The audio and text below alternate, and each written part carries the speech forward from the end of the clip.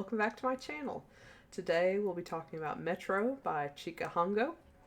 Of course, before we get started, spoiler warning, we will be discussing spoilers, so if you don't want to be spoiled about this manga, then click off now. No worries, I'll catch you next time.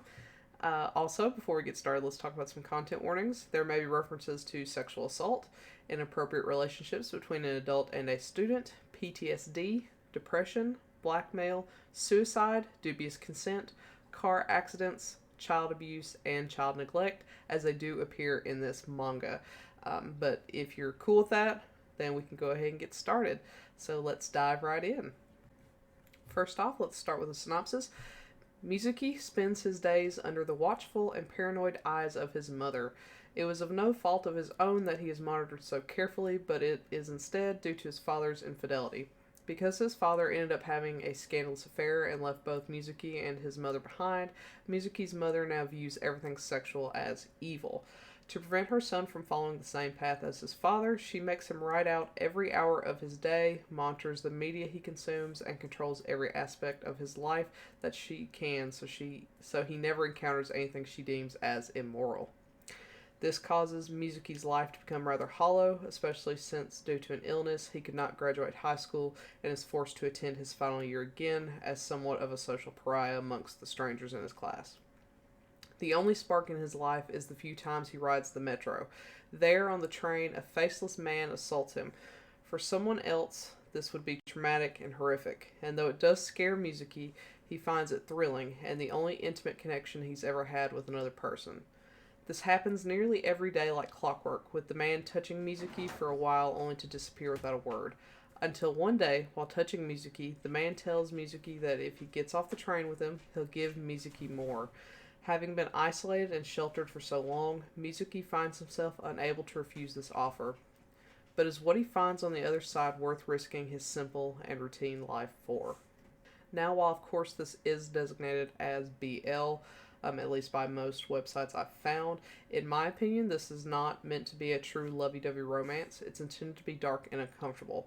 I'm categorizing it and tagging it as romance since it does contain romantic elements, but I want to be clear that this is not a romance by the typical definition. Instead, these are two very haunted and broken people who find escape and solace in each other. It's also a taboo and scandalous relationship between an adult and a high school student. However, the student is an adult by my country standards, which is 18 plus in the United States, just for clarity. And Mizuki is 19, but that isn't necessarily the case everywhere else.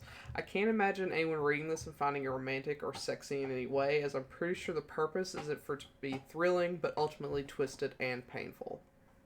Now, the art is pretty. I like it. It's very hollow and empty, which, again, I feel is an intentional choice, since these two people are pretty hollow and empty themselves. Shinobu especially looks painfully empty with his white and vacant eyes. Meanwhile, Mizuki over time becomes much more animated and expressive, especially after he claims ownership over Shinobu's life, but starting with their sexual relationship. The artist has done a really great job of using the artwork to express changes in mood and feeling. When Mizuki is away from Shinobu and going through the emotions of his controlled life, he's very plain looking and his eyes are vacant, as vacant as Shinobu's even. Then, when they're having sex or when Mizuki is expressing himself to Shinobu, his design becomes much more detailed. It creates a clear distinction between the person Mizuki has to be in order to survive in the real world and who he wants to be in the freedom his relationship with Shinobu gives him. I feel like I've been doing a lot of praising. It's no question that I really like this piece, but I do have some things I wish had been done differently. The main thing that bothers me is the lack of development on Shinobu himself. We do get piecemealed information on why he is the way he is, and he does explicitly explain that the reason he started this whole relationship with Mizuki is in hopes that Mizuki would one day turn him in and effectively end his life. Otherwise, though, everything we learn about Shinobu and why he is the way he is very surface level. I wish we could have seen some more flashbacks or followed Shinobu more so his backstory could build up, but we don't really ever get beyond him explaining his traumas to Mizuki and Mizuki discovering what was in the locked room.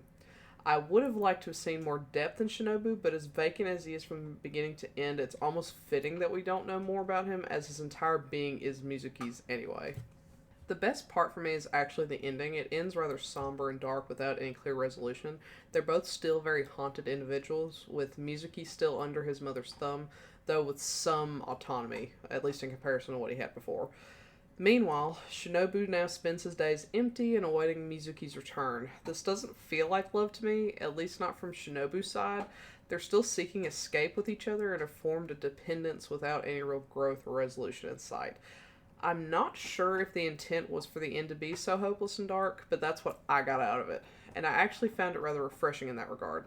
It's a nice change of pace from the classic love stories where two broken people meet and ultimately fix each other. Instead, we get a much more realistic ending to a relationship that starts in such a chaotic and inappropriate way and ends just as twisted as it began. I really like this story. Again, it's not your run-of-the-mill hurt and comfort romance, which I think really works. It's a really refreshing take on the BL genre, and it's definitely one I'll remember fondly.